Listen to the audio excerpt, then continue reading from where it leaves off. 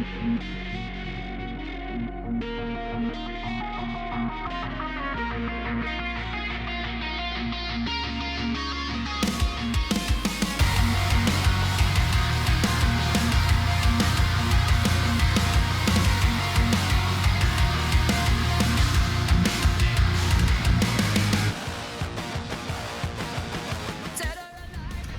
Michael, thanks for having us.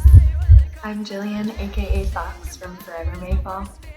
But I'm not turning back to a time when it was unclear if the demons inside were either wrong or right. A hostage inside of my own mind. But Forever May Fall was actually very lucky in that the pandemic wound up being a total reset for us. It happened to be a great opportunity that we spent rebranding, working on a new lineup, writing new music. And I can't say that a lot of our other friends in the industry were as lucky, but for us, we wound up prospering from the time off in the pandemic. keep pulling me down, but I'm relentless.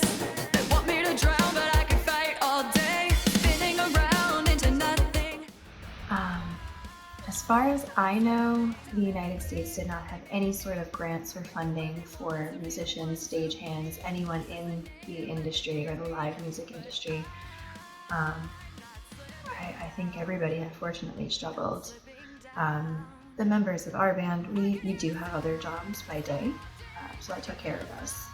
But unfortunately, there were a great deal of people who lost their livelihood for 2 years and are still struggling to recover. Falling, but I know the rain is coming. I'll break myself. Back to the beginning. So I grew up with music always in my house. My mother would always clean the house to music every Saturday morning, so we had a CD player full of John Denver, Celine Dion, Alanis Morissette, Fleetwood Mac, and my dad actually played guitar and sang a little bit. I know my mom could probably sing. Her gimmick was that she totally couldn't, but I think if she tried, she probably could. And as far as us forming as a band, so I moved to North Carolina from New York in 2013. And about 4 years later, I got kind of tired of not being in the music industry. So I posted an ad on Craigslist. And thankfully, I didn't get kidnapped or skinned alive. But I wound up meeting my original guitar player, Jason. And then from there, I found Sneeze, and then we found Crabby. We went through like 12 drummers before we found Crabby, so we're really thankful that he's here. So yeah, we all met on Craigslist in about 2017, the end of 2017, and it's been an interesting ride. Stealing from people you hurt by design. You've been trying to change. I hate this question. I hate being asked what box to put my music in. Generally, very generically, we're rock. We have heavy guitars, loud drums, and we use distortion. But sometimes I feel poppy, and sometimes I feel like very smooth and R&B like. Sometimes we're jazzy. I hate being shoved inside this tiny little box with no room to grow. So generically, I'll say rock. But sometimes we're a little more metal, and sometimes the inner Ariana Grande wants to come out.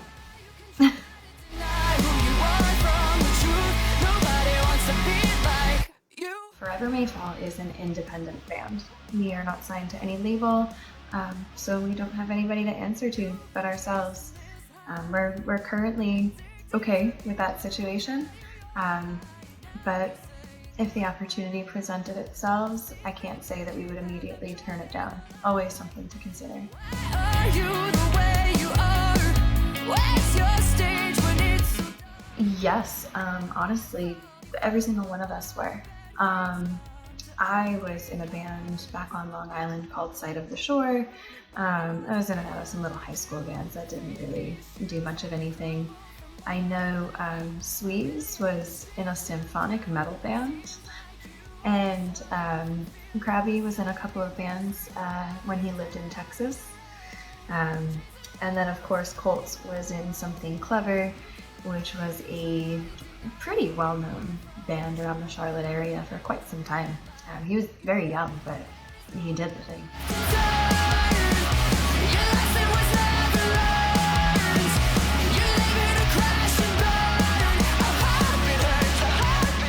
So in 2019, we knew nothing. We thought you just put your music on DistroKid and it got it on Spotify, and that was it. We knew nothing about marketing. We were really dated in all of our processes. We really weren't keeping up to date on what the trends were. So the album came out and it didn't really do so hot.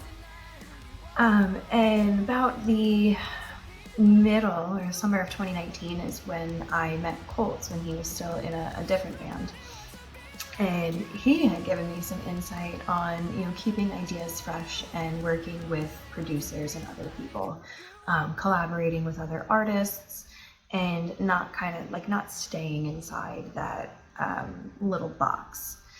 And when we, talked about it as a band, there was a pretty divisive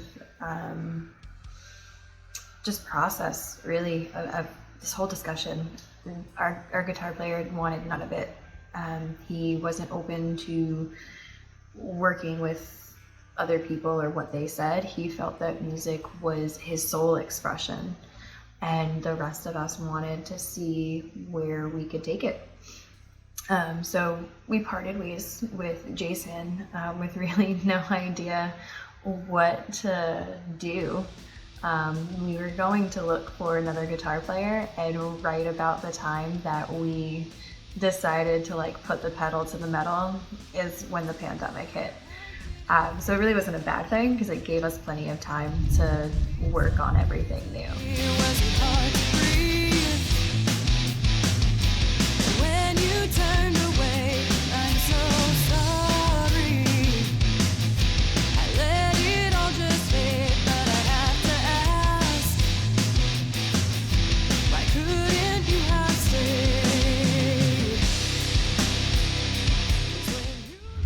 What changed was taking advice from producers, from people who knew what was going on, what was popular, and collaborating with other people. So it was no longer just me and the guitar player in the basement in our same old heads and our same old themes, writing the same old thing.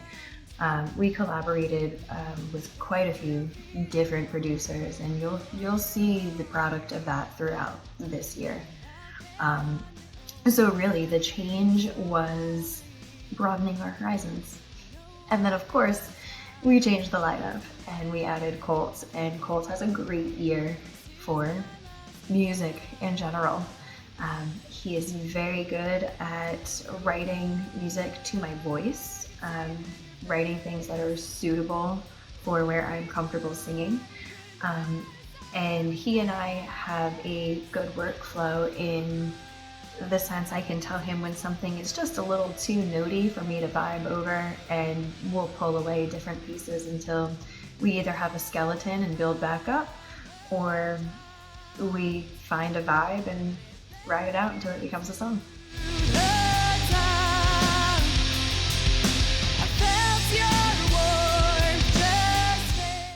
We write in so many different ways. We write separately a lot. Colt spends a lot of time downstairs in our little home studio, and he comes up with all these different ideas, and just they all have a different vibe. Nothing is ever really the same. And so he'll present some short demos. They're usually about a minute and 30 seconds. And if it catches a vibe, I'll put a vocal melody over it. I'll start writing lyrics to it.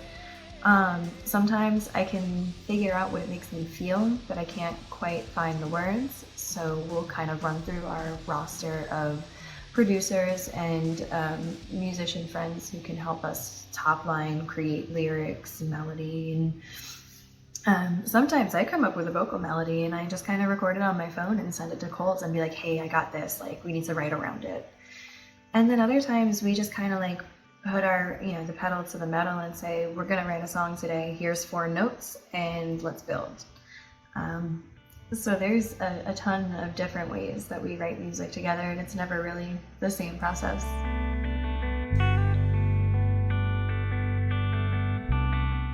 Yeah, so 2023, probably the spring of, is when we'll be looking to play shows.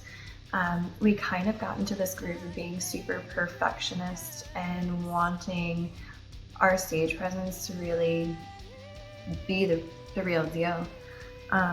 Upgrading equipment, so we have a lot of people having to learn new things, especially me, taking more of a part in learning our programming, learning the equipment in and out that we're using, so that it doesn't all fall on just one person to be responsible. It doesn't all fall on the requirement of a sound guy. Sometimes we might not have one, our own personal one, that is. So we're just taking the time to learn, upgrade our equipment. Small tours, if they make sense. We don't want to overextend or wash ourselves out too quickly. So we want to make sure that we go where we're wanted.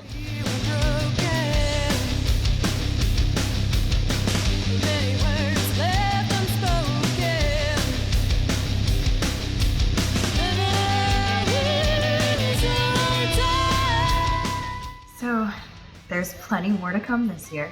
I will tell you that. I don't think you will see an album in the future.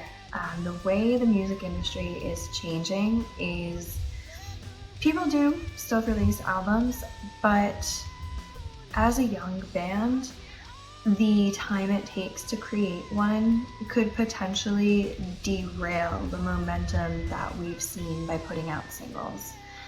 Everything is very disposable now, and you've got to stay relevant, unfortunately. So it's a race to the next new thing.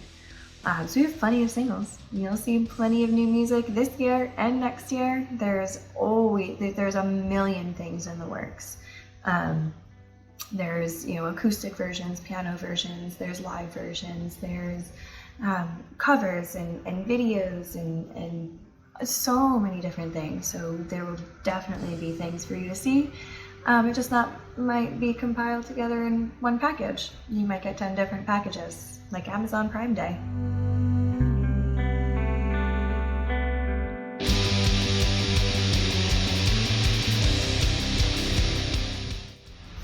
Quite fortunately, I've not had a terrible time in the music industry. Sure, I understand that as a front woman, I'm immediately judged based on my looks, and I'm not a very vain person. There's a couple of things I do to take care of myself. I'll put on a face of makeup, but 90% of the time, I do not leave my house with makeup on. So if you catch an ugly picture of me, you're gonna catch an ugly picture of me. But as far as being told something that I can't do something because I'm a woman, I've not been told directly. That's a lie. There's one producer I worked with that told me I can't sing or write about certain things, especially when it comes to men. You can't sing derogatory songs about men. You have to twist it into a way that makes them feel favored. I don't know how true that is, but no, directly I've never really felt a hardship strictly for being a woman. I've definitely felt a hardship for not having funds. I felt the hardship for not having the proper bandmates, not having the proper gear, not having the proper access to tools and marketing and just people who knew more than me. But no, I think the hardest thing about being a woman in the music industry is just knowing that we're judged based on our looks so much more.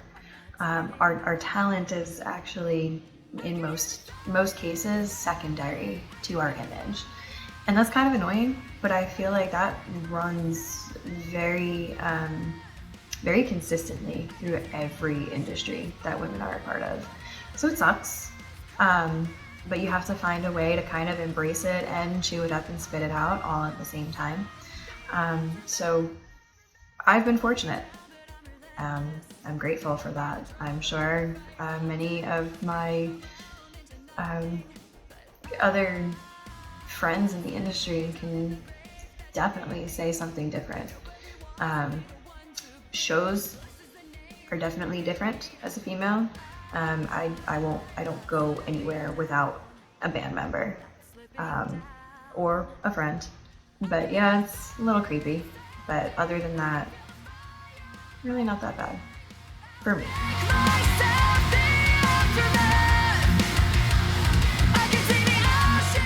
We are everywhere.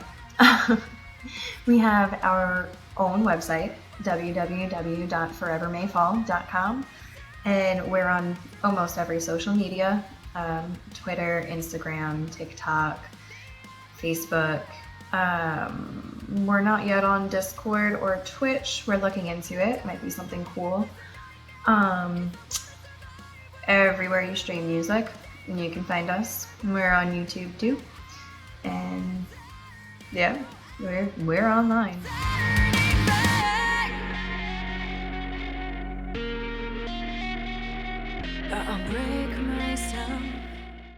Michael, you've been an absolute pleasure as a friend, as a fan. Your support means the absolute world to us. I'm happy to be here and to conduct this interview with you. And I wish you all the best and all the success in growing your page. And we love you. So thanks so much for having us. Bye.